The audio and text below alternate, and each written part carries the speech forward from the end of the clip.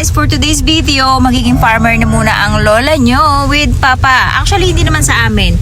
Magtatanim tayo ngayon ng palay kasi malapit nang mag-start guys ang taniman ng mga bigas. Oo, ng palay. Kaya yung kapitbahay namin ay sinabihan ako na if okay lang sa akin, gusto kong tumulong, magtanim ng palay. So, gumora lola nyo, syempre chance natin to. At 2 years ago nung naimbitahan tayo, kasi gusto ko din guys, nanonood kung paano magtanim ng palay. Kasi alam ko darating ang panahon in God's name. Darating ang panahon na magkakaroon ako ng sariling taniman. Hindi dito sa Japan ha. I think sa Pilipinas. Dream ko yan guys na magkaroon ako ng sarili kong palayan sa Pilipinas. Hindi naman pambenta pero siguro pang sariling lang natin, pang sariling gamit lang, pang pamilya lang kumbaga.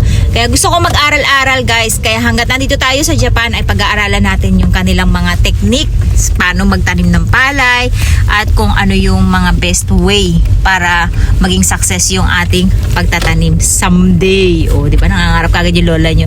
Sabi nga nila, pag nangarap kami darating, kaya walang imposible basta naniwala ka sa sarili mo at sa taas. Ano yung sasabihin mo? Wala naman pala. Kala ko ano yung sasabihin. Guys, sinusundan natin sila kung saan pupunta, di ba?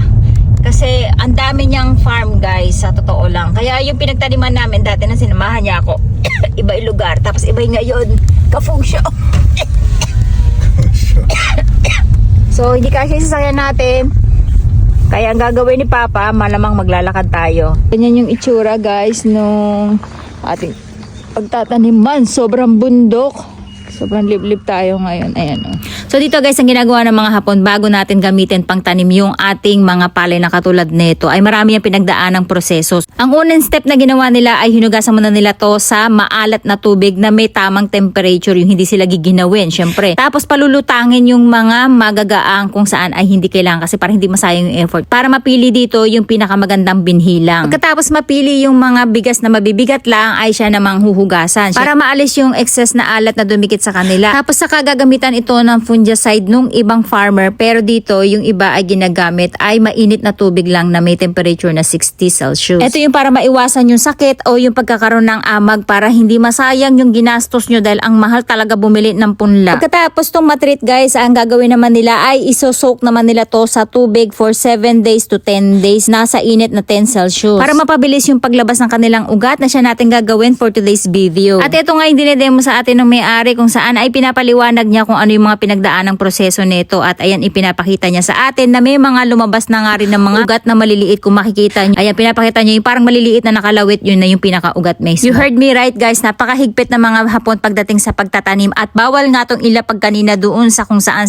na medyo basa yung lupa. Kinakailangan ay yung malinis ang surface at dry. Dito nga guys, dalawa kami tumutulong ni Papa, siya yung nagsisetup ng generator at nagbubuhat ng mabibigat katulad ng lupa na may pataba na. Tapos dito tayo sa greenhouse na to magtatanim. Wala tong heater guys, kaya lang kasi kapag maganda ang panahon, medyo mainit yung temperature dito sa loob at nakukulob na tamang-tama lang at gagamit nga rin tayo syempre ng heat resistance na foil. Tapos hindi tayo gagamit dito ng manong-manong tanim, ang gagamitin din natin ay itong machine na to. Kung sa mga nakapanood dun sa last 2 years ago na video ko, ito po yun. And then dito natin ilalatag lahat ng ating punla para gagamitin sa kanilang pagtatanim sa kanilang malaking farm kapag ito ay napalaki na nila, siguro mga 1 buwan pa. Then itong tray na to, ito yung gagamitin natin para makapagtanim at kung makikita nyo, meron na siyang grow pad. Ayaw ko kung anong tawag dyan. Para siyang bulak na malambot. So dyan ibubuhos yung ating mga punla tapos tatabunan na lang natin ng lupa. Usually dito sa Japan ganito yung mga ginagamit kahit doon sa tinataniman ko ng mga gulay. At ang sukat ng tray na to ay tamang para dito talaga guys. Kung makikita nyo kasi makipot lang yan. Kaya may sukat lang yan at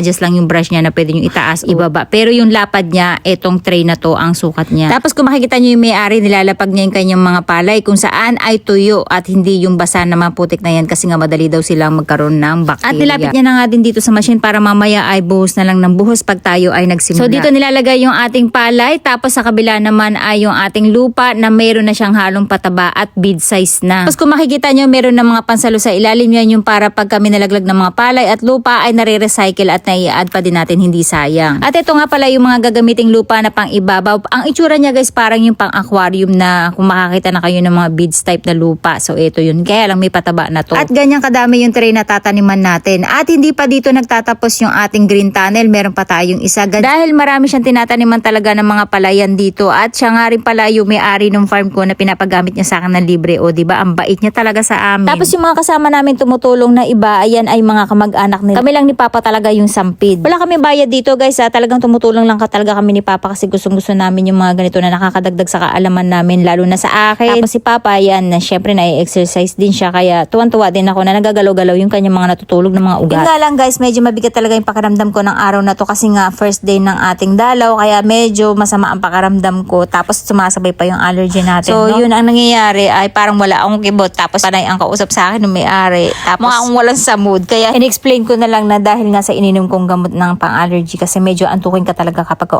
uminom ka ng gamot sa allergy. Tapos dito nga sinisimulan na ng may-ari na i-adjust yung brush kasi nga may sukat yung mga tray na taas, dalawang klase yung sukat niya. Kaya usually talaga kahit doon sa trabaho ko yan na nagiging problema. No? Kailangan ay pagsamasamahin yung mga sukat ng tray kasi kapag kabara-bara o magkakaiba ay nagagalit talaga yung mga kasamahan namin. Kaya kailangan ay paghapon ng kasama mo sa trabaho, organize ka talaga guys. Tapos dito ang ginawa nga ng may-ari, naglabas muna siya ng palay sa isang tray para multiply kung ilang tray ang kalalabasan ng kanyang punla na binili kasi kinakailangan ay mapagkasya lahat yan dun sa kanyang tatanimang lupa. Tapos dito dinedemonstrate na niya kung paano ilalatag yung mga tray kapag katapos natin matabunan ng lupa. At ayan na nga, sinali na nga yung lupa na siya natin gagamitin para makapagsimula na tayo at ganyan ang kanyang itsura. Beads type lang talaga siya. Tapos nalulusaw yung katagalan guys kapag yan ay nababasa ng tubig. Tulad ng sinabi ko, may kasama na rin yung pataba kaya hindi mo na kailangan magdilig pa ng kung ano-anong pataba. At dyan naman siya lalabas. Kung matatandaan nyo yun, 2 years ago nung tumulong tayo sa paggawa nito ay tayo yung taga-brush ng excess na lupa ng mga lumalabas sa gilid ng tray. So, yung may-ari ng aking tinataniman na farm na libreng pinapagamit sa atin, sobrang tuwa ko dyan guys kasi sobrang bait din talaga nilang mag-asawa sa akin. Para bang magulang talaga ang turing ko sa kanila. So ayan, dahil tayo yung unang dumating, magandang posisyon yung binigay niya sa atin kung saan nandito tayo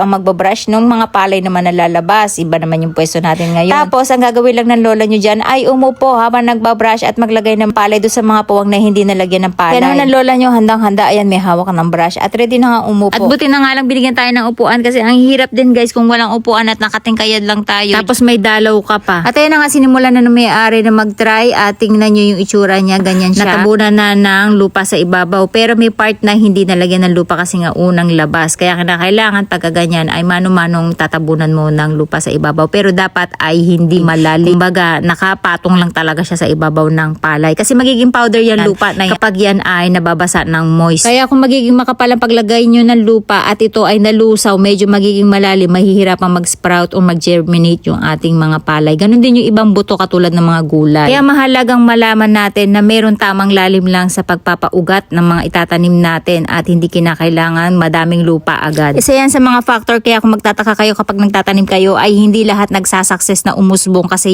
isa yun sa naging problema. Naging mabigat yung lupa sa ibabaw kaya hindi nakausbong pa ibabaw yung mga itinanim yung buto. So ayan, magsisimula na kami at kinakailangan ganito yung gagawin nyo kapag kami lumabas na lupa, kinakailangan ay ibalik nyo lang sila doon sa tray. Tapos ang trabaho naman ni Papa ay siya naman yung magbubuhat ng mga tray at maglalapag doon sa may dinemonstrate kanina nung may-ari. Tapos ako ang trabaho ko naman, ayan, habang tayo ay nakaupo, tayo naman yung nagpapasok ng mga palay pala, papasok dito sa tray para hindi masayang at malaglag. Ayan. Minsan ay may nasisiksik doon sa gitna ng tray pero okay lang yan dahil may lalakpasan niya na lalaglagan niya na magagamit pa din natin. Tapos ayan, kung makikita nyo, minsan naglalagay ako ng palay doon sa mga puwang na walang nalagyan. At yung nakikita yung rolyo na yan, diyan pumupila yung mga palay at siya naman nalalaglag dito sa ating tray. O diba ang galing, ang bilis ng system guys at hindi kami inabot ng ilang oras dito. Siguro mga 1 oras lang natapos kami. Ganun kadami, ganun kabilis yung ginawa natin. Syempre ay tulong-tulong. Iba yung taga-brush, iba yung taga-buhat, iba yung taga-salin at merong nagdidilig ng lupa guys. Oo, tama yung narinig nyo guys. Hindi mismo yung palay ang dinidiligan kasi pag dinidiligan nyo yun, ang mangyayari tatalsik yung lupa at possible na mabulabog yung ating mga nilagay na palay. Kaya ang dinidiligan lang talaga nila ay yung ilalim ng semento mismo, yung pinaka-semento mismo. Tapos pag tinakpan na yun ng foil ay sisingaw lang yun dahil mainit, 'di ba? Yun yung maa-absorb ng lupa na ginamit natin na pinangtap sa ibabaw. Tapos dito naman lalabas yung tray natin kung saan ay after natin malagyan ng palay. Ayan, tatabunan naman siya ng lupa. Tapos kung makikita nyo guys, may pangharang do sa gilid ng tray, 'di ba? Yan yung para walang lumakpas na lupa. Pero minsan may nakakalusot pa din kaya ang ginagawa diyan ay may nagbabrush. Pero this time ay hindi na kinakailangan kasi nga